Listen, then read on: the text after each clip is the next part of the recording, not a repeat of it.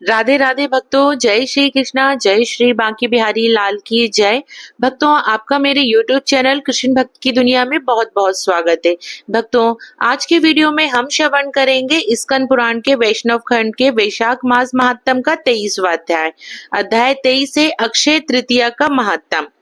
श्रुतदेव जी कहते हैं कि अब मैं वैशाख मास के शुक्ल पक्ष में होने वाली अक्षय यात्री के पाप नाशक विशेष प्रभाव का वर्णन करूंगा। जो लोग उस दिन प्रातः काल सूर्योदय के समय पवित्र स्नान करेंगे वे पापों से मुक्त हो जाएंगे और भगवान विष्णु के महान लोक को जाएंगे। यदि कोई व्यक्ति देवताओं, पितरों और ऋषियों को ध्यान में रखकर जल से तर्पण करता है तो वह वैदिक अध्ययन, यज्ञ और 100 श्राद्धों के समान पुण्यदायी होता है। जो मनुष्य अक्षय तृतीया के दिन मधुसूदन की पूजा करते हैं और उनकी कथा सुनते हैं वे मोक्ष के भागी होते हैं।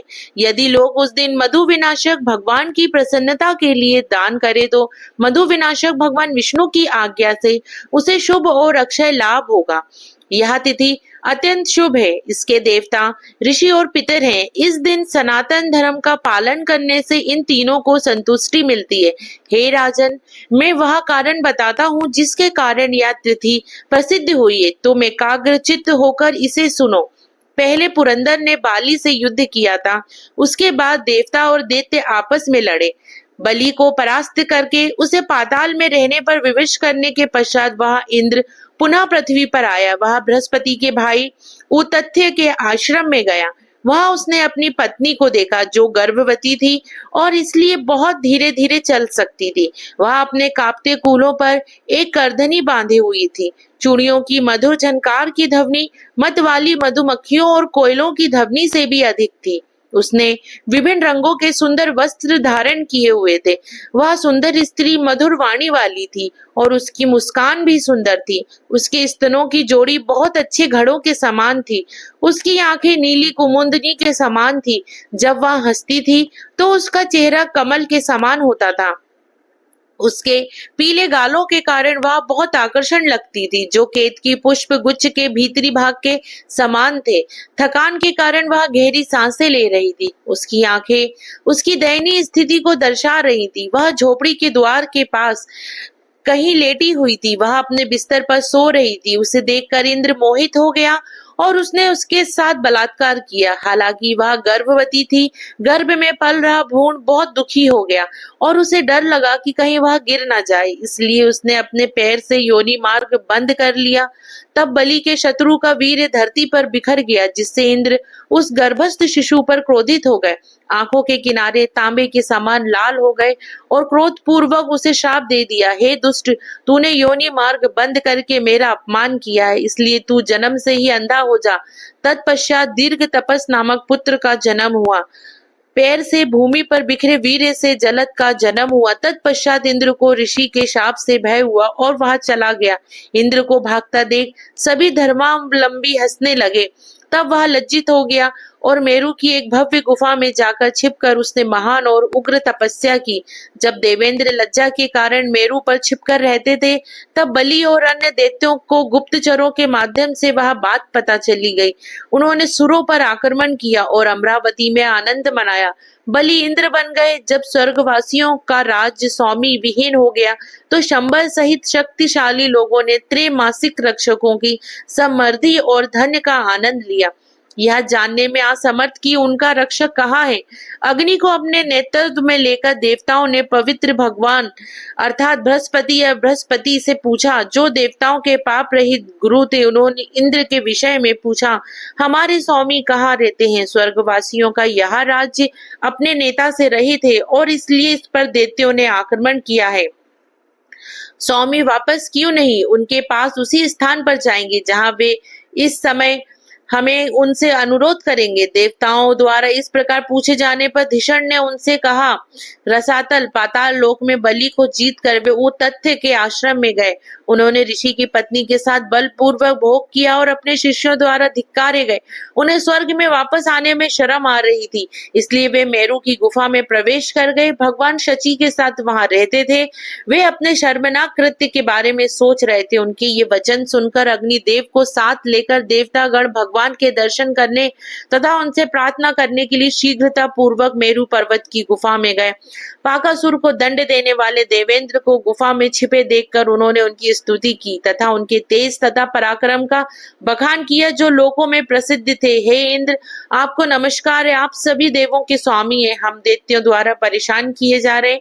आपके बिना हम अत्यंत व्यथित और निराश है। हम अपने धामों से उजड़ गए हैं और महान दुख में विभिन्न लोकों में भटक रहे हैं। इसलिए हे देवेंद्र, हे शत्रुओं का दमन करने वाले, आओ और शत्रुओं का संहार करो। देवताओं द्वारा इस प्रकार स्तुति किए जाने पर वह गुफा के द्वार से आया। लज्जा के कारण उसने अपना सिर नीचे झुका लिया था और वह अपनी आंखों से भूमि की ओर ताकता रहा। वह कुछ भी नहीं बोला क्योंकि उसकी वाणी शोक के कारण अवरुद्ध हो गई थी। यह बात जानकर धिषण ने भयभीत सुरेंद्र से कहा, हे सुरसराज, डरो मत, संदेह मत करो। यह जगत कर्म पर निर्भर है। मान अपमान, सुख दुख, लाभ हानि, जय पराजय, ये सब पूर्व कर्मों के अनुसार ही होते हैं, इसमें कोई संदेह नहीं है। जीवात्मा कर्मों का ही अनुसरण करता है। भाग्य से ही समय पर दुख मिलता है। बुद्धिमान पुरुष विपत्ति आने पर शोक नहीं करते, सुख आने पर भी वे प्रसन्न नहीं होते। अतः हे प्रभु, कर्मों के फलस्वरूप यह दुख आप पर आया है। हे भगवान, उस दुख को प्राप्त करके अब आपको उस पर शोक करना उचित नहीं है। अपने गुरु के ऐसा कहने पर इंद्र ने देवों के अधिपतियों से कहा, इंद्र ने कहा, पर स्त्री के साथ मैथुन करने से मेरा बल, तेज, यश, मंत्र बल, शास्त्र बल और विद्या बल सब नष्ट हो गया, इसलिए मैं चुप रहता हूँ। इंद्र की बात सुनकर सभी देवताओं ने अपने गुरु के साथ मिलकर गुप्त बैठक की और इंद्र की शक्ति को पुनः स्थापित करने के उपाय पर विचार किया। तब विषयों के जानकारों में श्रेष्ठ गुरु बृहस्पति ने करुण स्वर में कहा। बृहस्पति जी कहते हैं, इस मास का नाम वैशाख है। मधु का वध करने वाले भगवान को यह मास बहुत प्रिय है। इस मास में सभी चंद्र दिन पुण्यदायी होते हैं। यह माधव का सबसे प्रिय मास है। वह भी इस मास के शुक्ल पक्ष में अक्षय तृतीया, जो सबसे प्रिय है, नामक व्रत है। जो कोई श्रद्धा पूर्वक स्नान, दान आदि कर्म करता है, उसके हजारों पाप नष्ट हो जाते हैं, इसमें कोई संदेह नहीं है। उसकी समृद्धि दोष रहित हो जाती है। उसे बल और साहस की प्राप्ति होती है। इसलिए लाभ प्राप्ति के लिए हम इंद्र से अक्षय तृतीया के दिन स्नान, दान आदि सभी शुभ कर्म करवाएंगे। उसे विद्या, मंत्र और शास्त्रों की शक्ति पुनः प्राप्त हो जाएगी। उसमें पहला जैसा बल, साहस और प्रतिष्ठा हो जाएगी।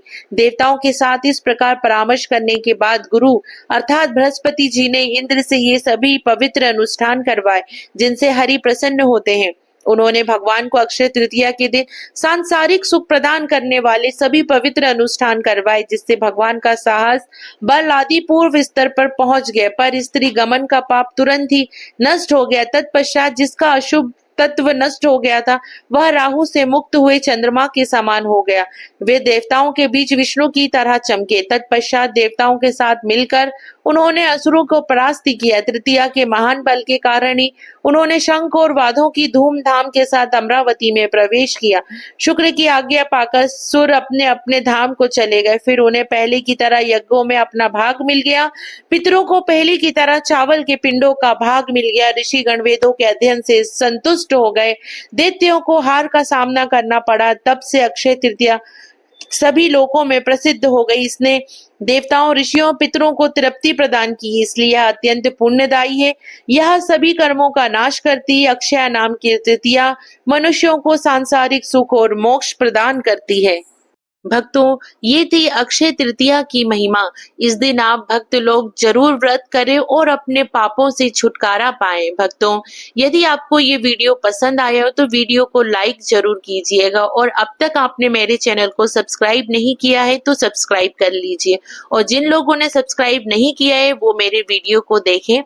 तो भक्तों, मिलते हैं नेक्स्ट वीडियो में। तब तक आप सभी को प्रेम पूर्वक राधे राधे।